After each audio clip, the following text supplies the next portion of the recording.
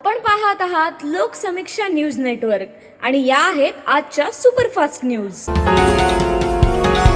या बातमीपत्राचे प्रायोजक आहेत नंदिनी कलेक्शन, फक्त महिलांचे परिपूर्ण दालन, माऊली निवास, कल्याण मंडपमच्या बाजूस, यशोधन नगर, परभणी।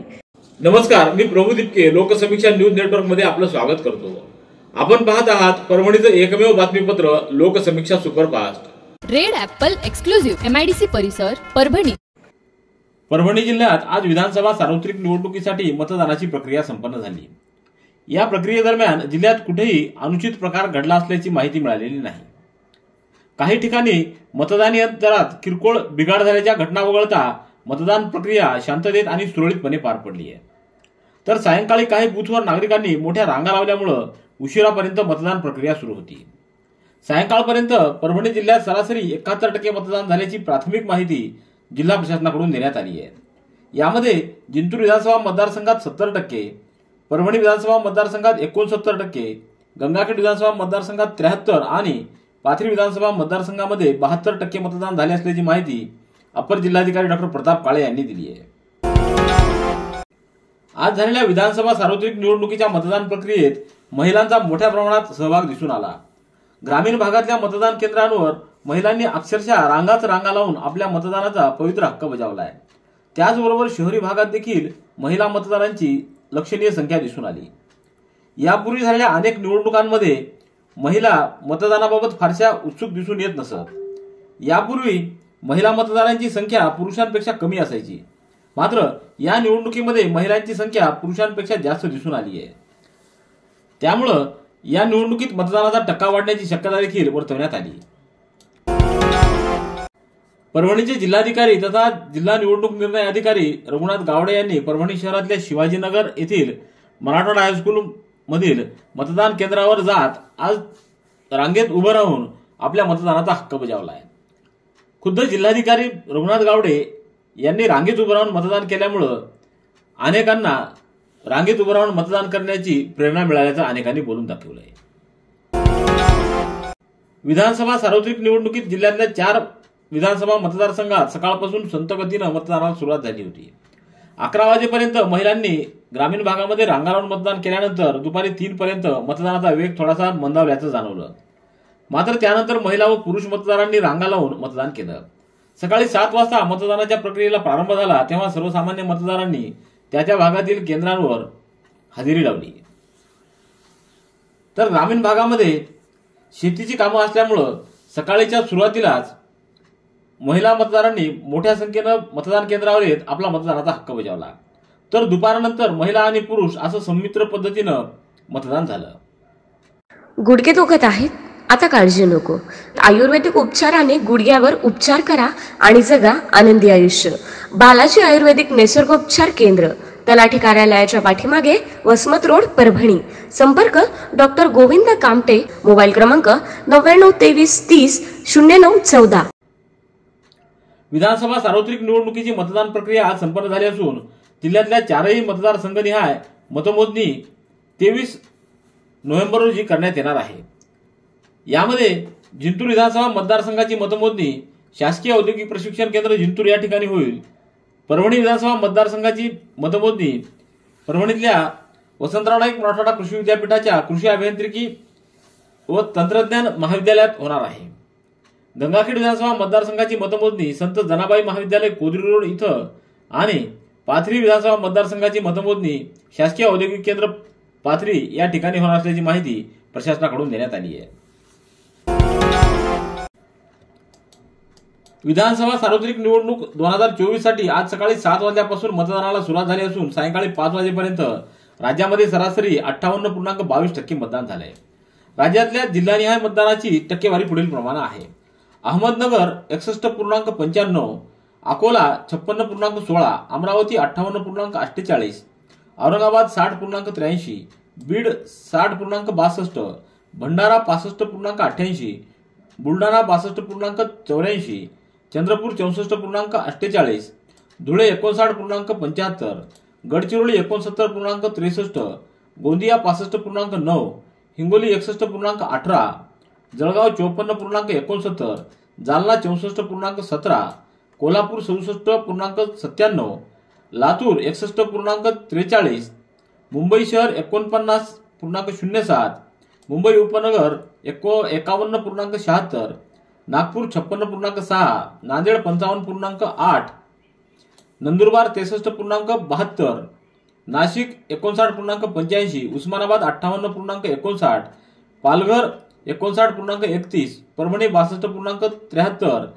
पुणे 54.9, रायगड 61.01, रत्नागिरी 60.35, सांगली 63.28, सातारा 64.16, सिंधुदुर्ग 62.6, सोलापूर 57.9, ठाणे 49.76, वर्धा 63.50, वाशिम 57.42 आणि यवतमाळ 61.22% इतकं मतदान झाले असल्याची माहिती देण्यात आली आहे. विधानसभा निवडणुकीच्या अनुषंगानं परभणी शहरातील काही आदर्श मतदान केंद्र, सखी मतदान केंद्र व मॉडेल मतदान केंद्र अशा काही महत्त्वाच्या मतदान केंद्राची जिल्हा प्रशासनाच्या वतीनं निर्मिती करण्यात आली होती. त्यामध्ये मतदान केंद्रावर काही अडचणी आहेत का, भौतिक सुविधा व्यवस्थित आहेत का, मनुष्यबळ किती आहे याबाबत माहिती घेण्यासाठी आज अप्पर जिल्हाधिकारी डॉक्टर प्रताप काळे यांनी शहरातल्या एकता नगर येथील गांधी विद्यालयातील सखी बूथला भेट देऊन पाहणी केली. यावेळी त्यांच्यासोबत स्वीपचे नोडल अधिकारी प्राध्यापक गणेश शिंदे यांची उपस्थिती होती. याप्रसंगी अप्पर जिल्हाधिकारी डॉक्टर प्रताप काळे यांनी सखी बूथची पाहणी करत मतदान करण्यासाठी आलेल्या महिला मतदारांच्या सोबत चर्चा करून जास्तीत जास्त मतदारांनी लोकशाहीसाठी मतदान करावं असं आवाहन केलं. परभणीच्या कादराबाद प्लॉट भागातील शेख सुलेमान या नागरिकाच्या विरोधात मतदान करतेवेळेचा बॅलेट युनिटचा फोटो काढून सोशल मीडियावर व्हायरल केल्याबद्दल येथील नानलपेठ पोलीस ठाण्यात गुन्हा दाखल झालाय. शारदा महाविद्यालयाच्या मतदान केंद्रावर बुधवारी सकाळी शेख सुलेमान यांनी मतदान केलं. स्वतः मतदान करताना बॅलेट युनिटवरील अनुक्रमांक 14 वरील पिपाणी या निवडणूक निशाणीवर बटन दाबून त्या चिन्हावर मतदान करतेवेळेचा फोटो काढला. तो स्वतःच्या मोबाईलवरून फेसबुक अकाउंटवरून व्हायरल केला. त्याद्वारे मतदानाच्या प्रक्रियेचा व गोपनीयतेचा भंग केला.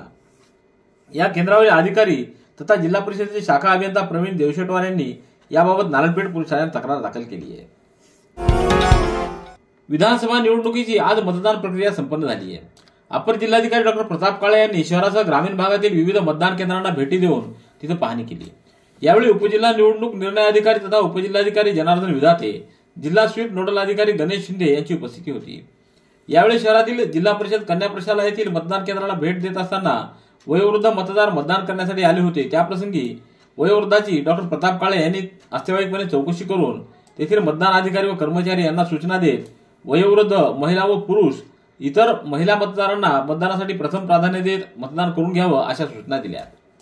Red Apple furniture, smart furniture for smart people, exclusive Parbhani शहरातील भव्य शोरूम रेड ॲपल एक्सक्लुझिव्ह, भारतातील स्मार्ट फर्निचर ब्रँड आता आपल्या परभणी शहरामध्ये. हो, आता आपल्या परभणी शहरामध्ये. या अंतर्गत ऑफिस, बेडरूम, डायनिंग, लिव्हिंग इत्यादी प्रकारचे फर्निचर आपणास मिळेल.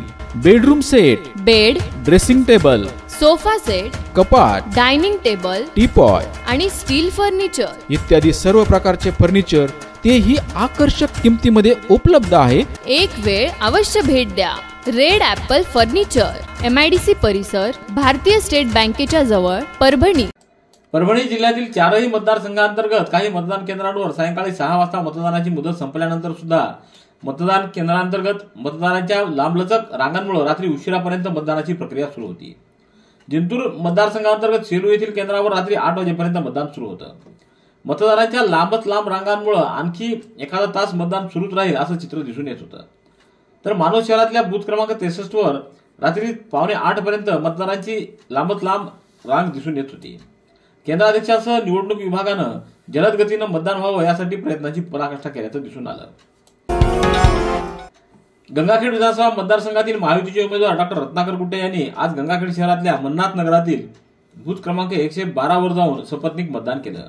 यावेळी त्यांनी सर्वांनी मतदान करण्याचं आवाहन केले. परभणी तालुक्यातल्या ताडपांगरी इथं आज विधानसभा सार्वत्रिक निवडणुकीच्या मतदानादरम्यान येथील मतदान केंद्रावरील जवळपास 1 तास ईव्हीएम मशीन तांत्रिक बिघाडामुळे मतदान ठप्प झालं. या दरम्यान मतदारांनी रांगा लावून मतदान केंद्राबाहेर रांगेत बसून राहिले व या मशीन सुरू झाल्यानंतर मतदान प्रक्रिया सुरळीत सुरू झाल्याचं गावकऱ्यांनी सांगितलं. Homeopathic academy of research and चॅरिटीच्या वतीनं आयोजित 1075 किलोमीटर जगन्नाथ धाम सायकल संवाद यात्रा परभणी येथील रहिवासी डॉक्टर पवन चांडक व राजेंद्र खापरे यांनी 10 ते 15 नोव्हेंबर दरम्यान पूर्ण केली। यात्रा पूर्ण करून परत येताच त्यांचं परभणीत जोरदार स्वागत करण्यात आलं। परभणीत आगमन होताच विष्णुनगर येथील रहिवासी व शहरातील सायकल प्रेमी नागरिकांनी त्यांचं पुष्पांची उधळण करून पारंपरिक पद्धतीनं औक्षण करून जगन्नाथ मंदिराच्या देखाव्याची सजावट करत स्वागत केलं। याप्रसंगी चंद्रकांत जेठुरे, गोपाळ मुरक्या, राजगोपाल मानधने, कविता मानधने, मुंजाप्पा उबाळे, रमा मुंदडा, पद्मा भालेराव, खापरे, चंद्रकांत राजुरे, चांडक व खापरे कुटुंबियांची उपस्थिती होती। परभणी शहरातल्या जिंतूर रस्त्यावरील प्रभाग क्रमांक 10 अंतर्गत शाहूनगर, भारतनगर व नेहरू नगरातील संतप्त नागरिकांनी विधानसभा निवडणुकीच्या मतदानावर बहिष्कार टाकला। जायकवाडी कालव्यालगतच्या या वसाहतीमध्ये महापालिका प्रशासनानं गेल्या 40 वर्षापासून मूलभूत सोयी सुविधा पुरवल्या नाहीत। पिण्याकरता पाणी नाही, पथदिवे देखील नाहीत, स्वच्छतागृहाची व्यवस्था नाही, रस्ते नाल्या नाहीत। या संदर्भात महापालिका प्रशासनाकडे नागरिकांनी पाठपुरावा केला, मात्र आश्वासनापलीकडे त्यांना काही मिळालेलं नाही। त्यामुळे या भागातील नागरिकांनी मतदानावरच बहिष्कार टाकून जिल्हा प्रशासनाचं लक्ष वेधण्याचा प्रयत्न केला। विधानसभा सार्वत्रिक निवडणुकीचं आज मतदान संपन्न झालं। या मतदानादरम्यान शहरी भागांमध्ये दुपारच्या नंतर मतदारांचा उत्साह दिसून आलाय। परभणी शहरातल्या गांधी विद्यालयाच्या बूथवर सायंकाळी 5:30च्या सुमाराला मोठ्या प्रमाणात गर्दी उसळून आली होती। अक्षरशः मतदारांच्या, विशेष करून महिला आणि पुरुष मतदारांच्या वेगवेगळ्या रांगा लावून इथं मतदान करून घेण्यात आलं। सायंकाळी 6 वाजेपर्यंत मोठ्या संख्येनं मतदार या ठिकाणी हजर झालेले होते। त्यामुळं 6 वाजता येथील गेट बंद केल्यानंतर मतदारांना टोकन देऊन त्यांचं उशिरापर्यंत मतदान करून घेण्यात आलं। दरम्यान दिवसभरात मतदानाचा तेवढा वेग नसला तरी सायंकाळच्या सुमाराला मतदारांनी उत्स्फूर्तपणे बाहेर येत मतदानाचा हक्क बजावल्याचे दिसून आलंय। रेड ॲपल एक्सक्लुझिव्ह MIDC परिसर परभणी। याबरोबरचे बातमीपत्र संपलं। पुन्हा भेटूया उद्याच्या सुपरफास्ट बातमीपत्रात। पाहत रहा लोकसमीक्षा। तुम्हाला हे बातमीपत्र कसं वाटलं याबद्दल आपली प्रतिक्रिया नोंदवा। दररोजचे अपडेट्स मिळवण्यासाठी लोकसमीक्षा चॅनलला सबस्क्राईब करा। धन्यवाद।